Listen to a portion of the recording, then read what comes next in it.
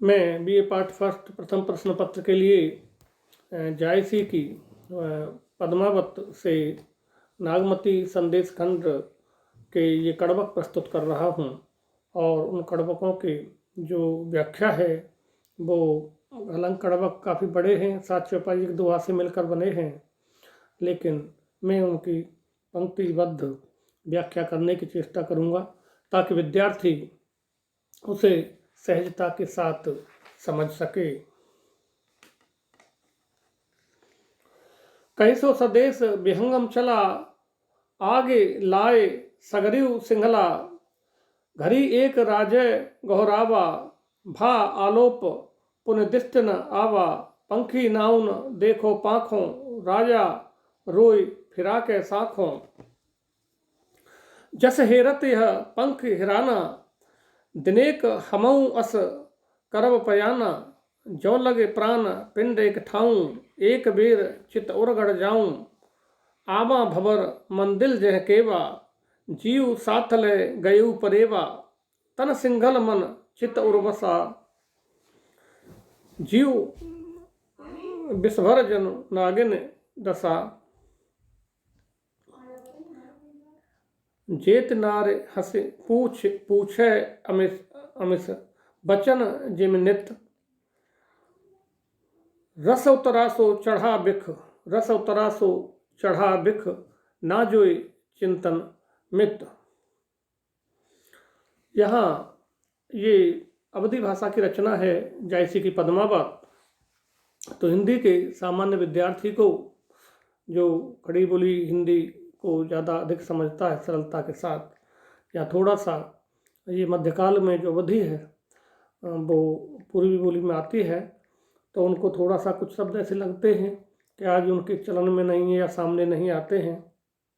तो यहाँ इस कड़वक में चौपाइयों और दोहे में सगरिव सगरिव सगरा ये संपूर्ण के अर्थ में आता है। गौरावा, गौरावा पुकारने के संदर्भ में प्रयोग किया जाता है। तो अवधी भाषा है, उसका अपना एक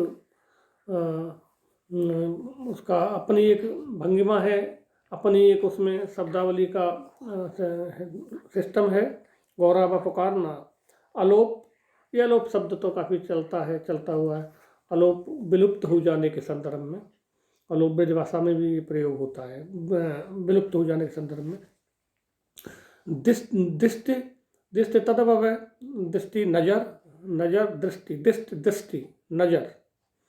दिनेक, दिनेक एक आध दिन में।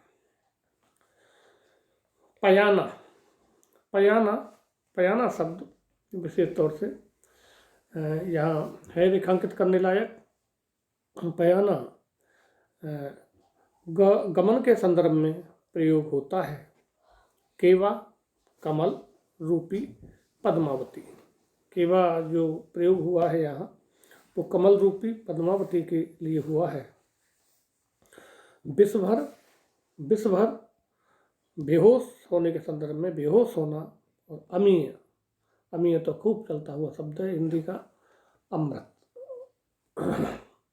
के संदर्भ में। तो यहाँ पर कवि जो बात कहना चाह रहे हैं वो कहिसो संदेश विहंगम चला, आग लाए सगरिव सिंगला। कवि कहते हैं कि ब्रह्मणी नागमती तथा रतन सेन की माता के संदेश को सुनाकर वह पंछी उड़ गया, किंतु संपूर्ण सिंघल द्वीप में आग लग गई।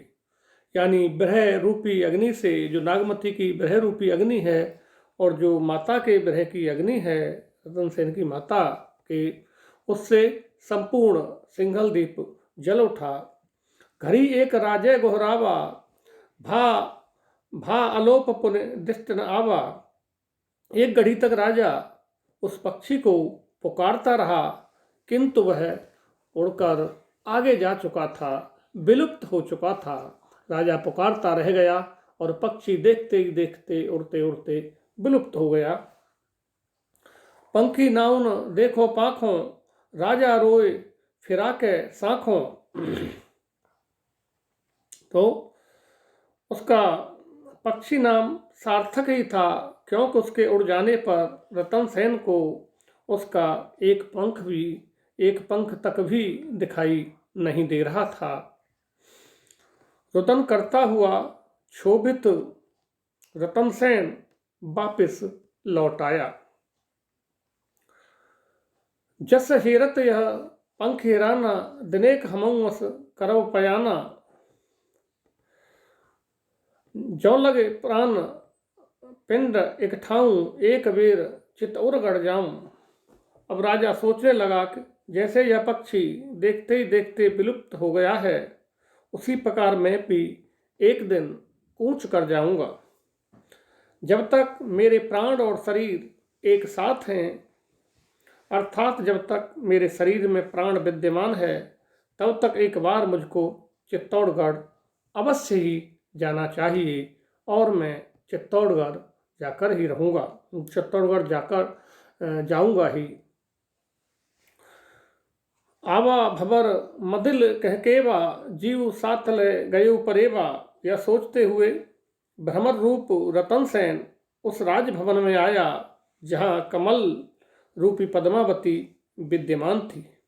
उसके प्राणों को तो वह पक्षी अपने साथ उड़ा ले गया था। तो इस प्रकार से राजा बहुत ही अनमना होकर अपने उस राजभवन में आया जहाँ से पहले से ही कमल रूपी पद्मिनी जहाँ पर विद्यमान थी।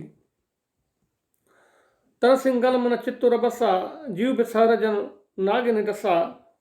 इसीलिए उसका शरीर सिंघल द्वीप में था। राजा रतन सेन का जो शरीर है वह तो सिंघल द्वीप में था, जबकि उसका मन जो पंछी के साथ ही उड़ गया है वह चित्तौड़गढ़ में जा बसा था। और वह ऐसा बेसुध हो उठा था मानो उसको किसी नागिन ने डस लिया हो।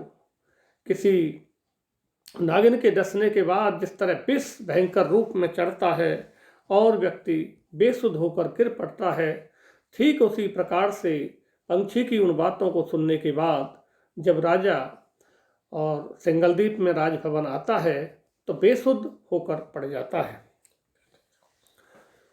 जेत नारे हंसे पूछे अमिस बचन जिमनित, रस उतरासो चढ़ा भिकना जो है चिंतन मिंत। कवि कहते हैं कि नारी पद्मावती अपने अमृत तुल्य मधुर शब्दों में उससे हंसते हुए जितनी बातें पूछती थी, अर्थात हंस हंस कर बातें करती थी, उसी अनुपात में उसका आनंद विलुप्त होता जा रहा था और ऐसा लग रहा था जैसे विष और भी अधिक चढ़ता जा रहा है। वह न तो रस उतरासो चढ़ा बिक ना जई चिंतन मिंत, वह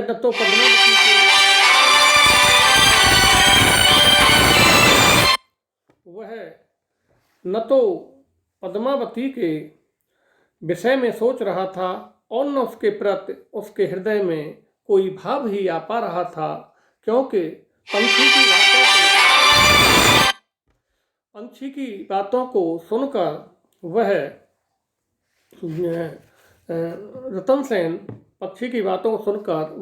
सेन बिल्कुल उसका मन सिंघलद्वीप से उड़कर चित्तौड़गढ़ चला गया और उसकी बातों पर कोई ध्यान न देकर बिल्कुल बेसुध की अवस्था में, अर्थात वह भी विरह की उस अवस्था में आ चुका था। यहाँ इस छंद में इसमें उत्प्रेक्षा तथा रूपक अलंकार का प्रयोग हुआ है। उत्प्रेक्षा बहुत ही प्रिय अलंकार है कवि का। आज के इस वीडियो में यहीं तक। इसके आगे के छंदों की व्याख्या मैं अगले वीडियो में प्रस्तुत करूंगा। धन्यवाद।